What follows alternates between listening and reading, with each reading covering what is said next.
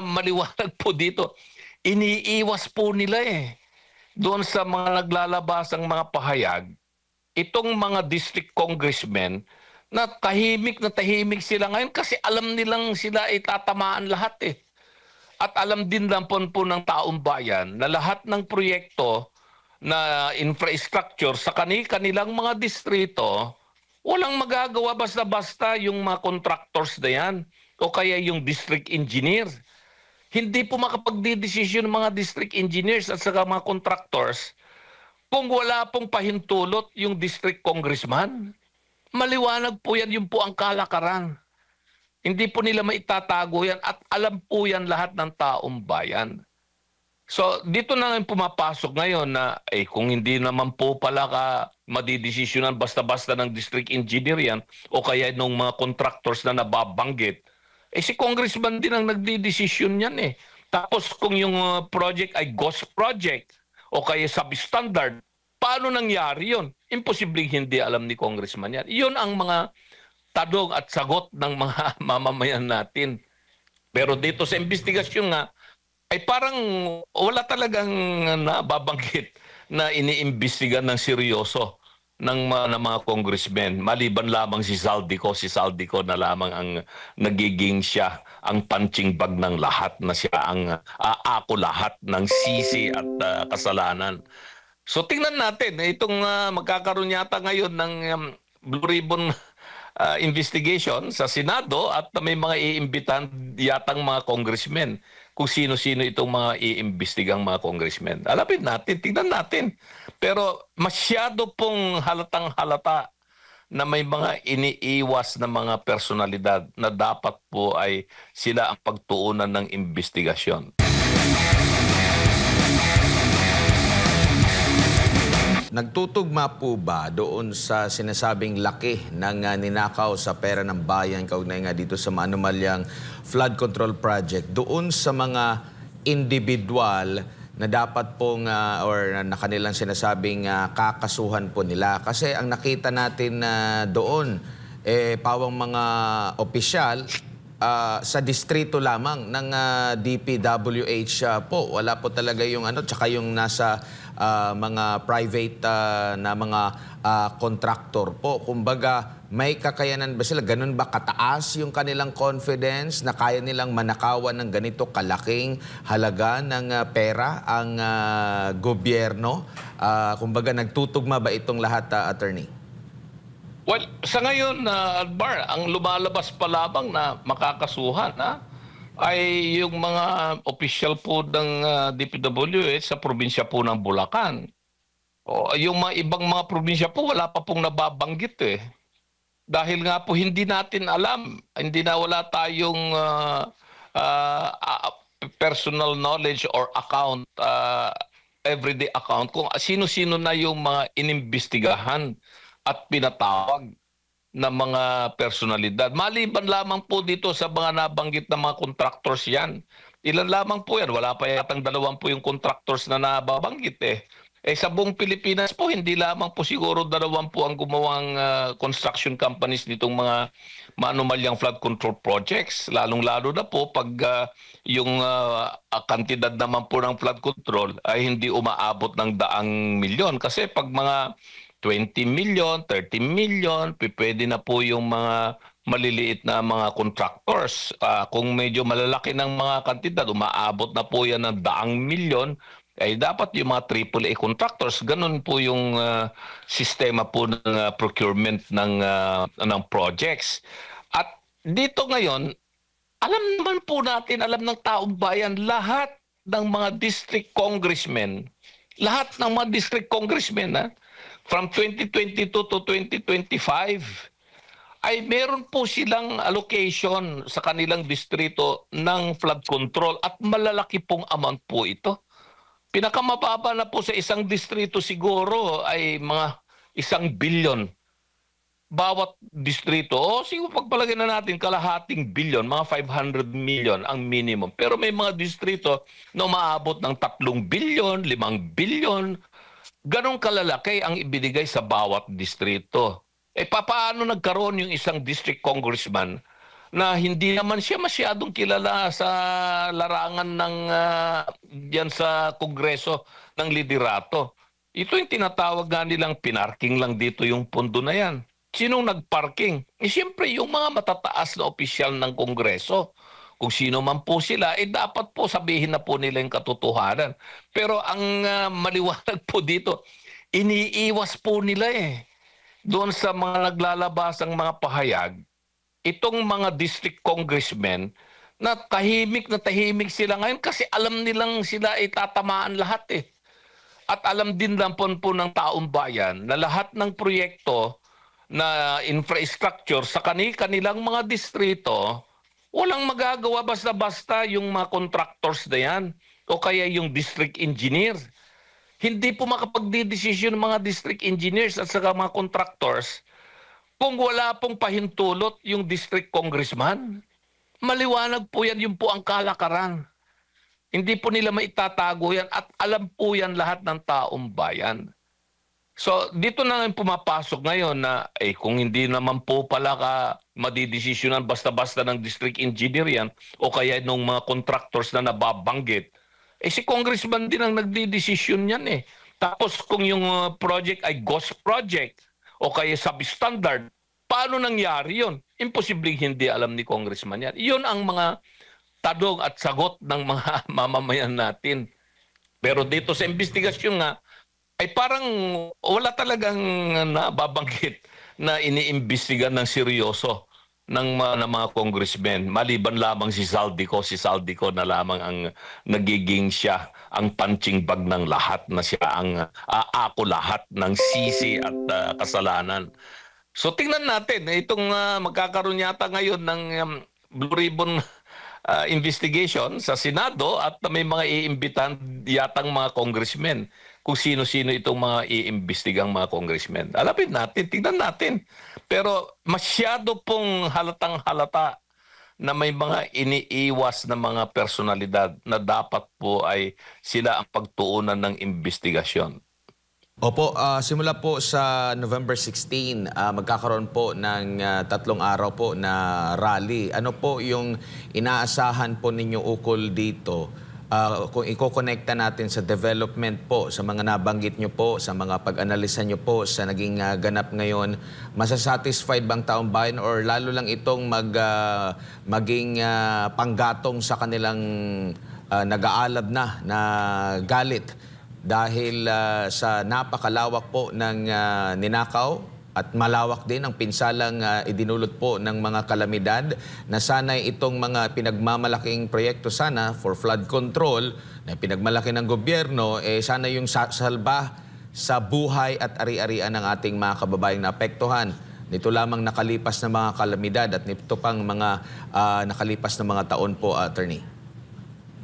Tama ka dyan, Akbar. At nais ko pong ibigay ang respeto po sa lahat ng kinaukulang sekta ng relihiyon.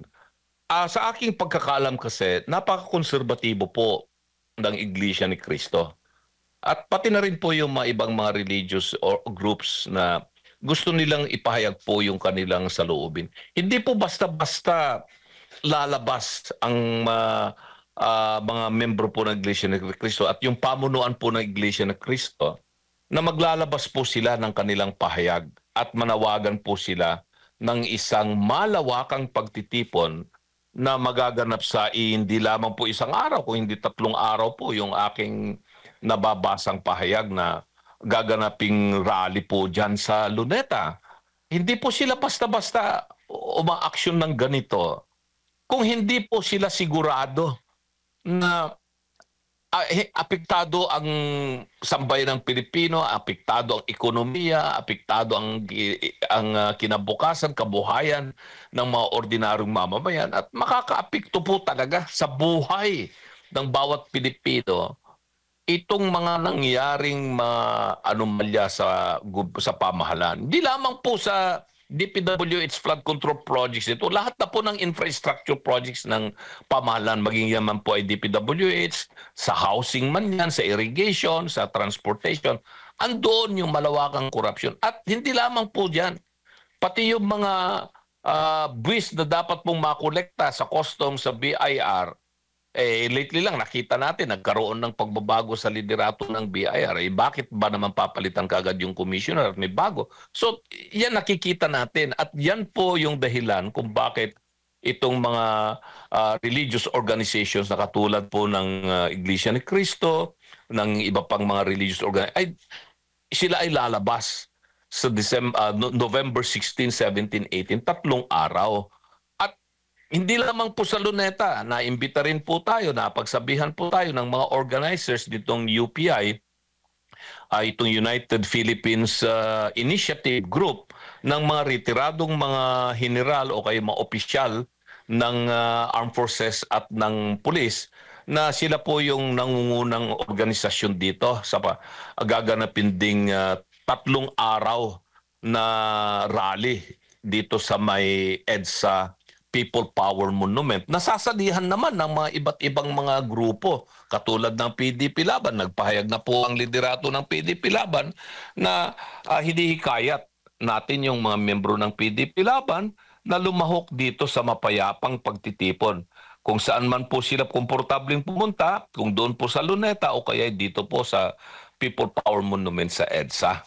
So, iyan ay diyan mo makikita talaga na ang taong bayan ay sabihin natin uhaw na uhaw sa hustisya.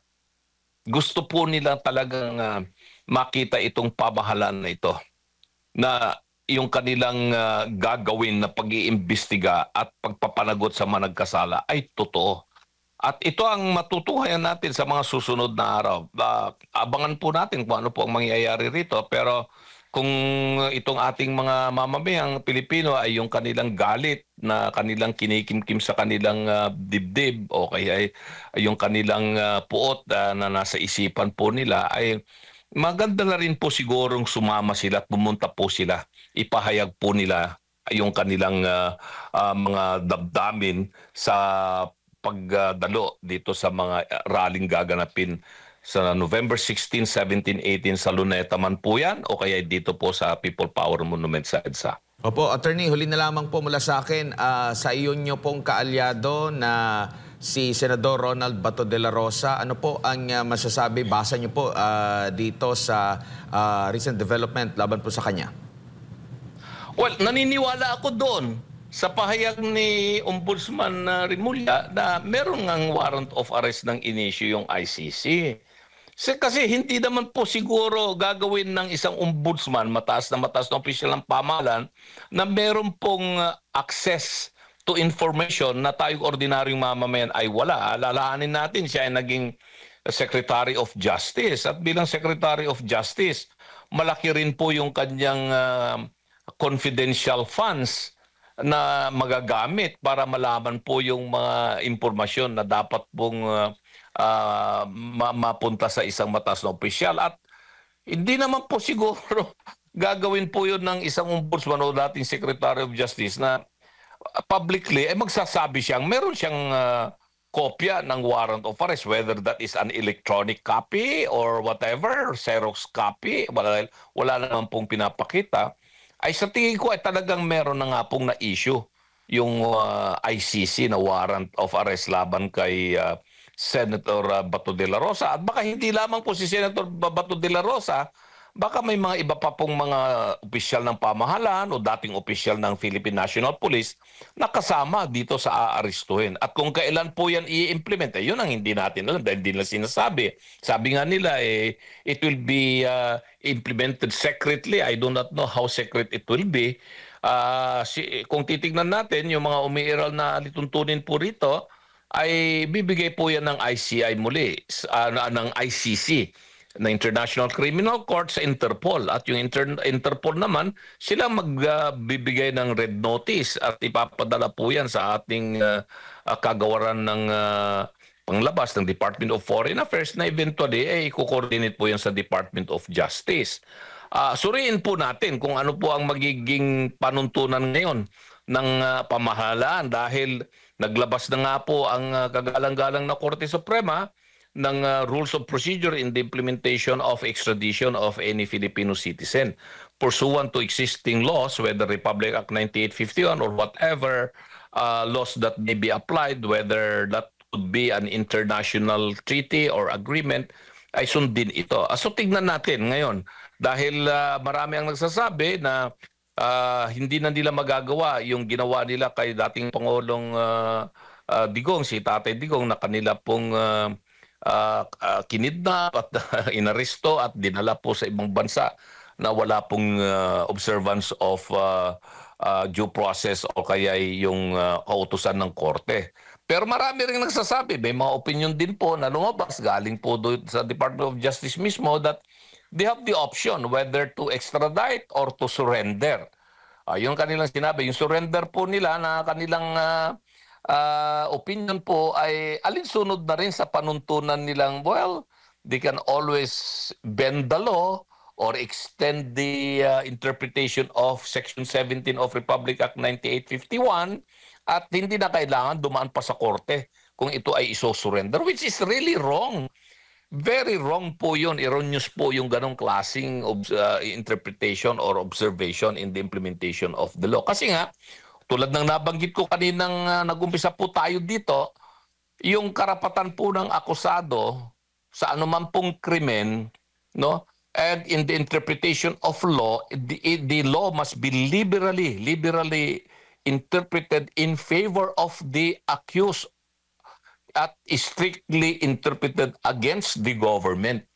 Pero hindi, yung nangyayari ngayon, yung principle of bending the law, na naging bago po yan na para bang yun ang kanilang isang sinusundan ngayon sa pag-interpret at pag-implement or execute ng mga batas na hindi dapat.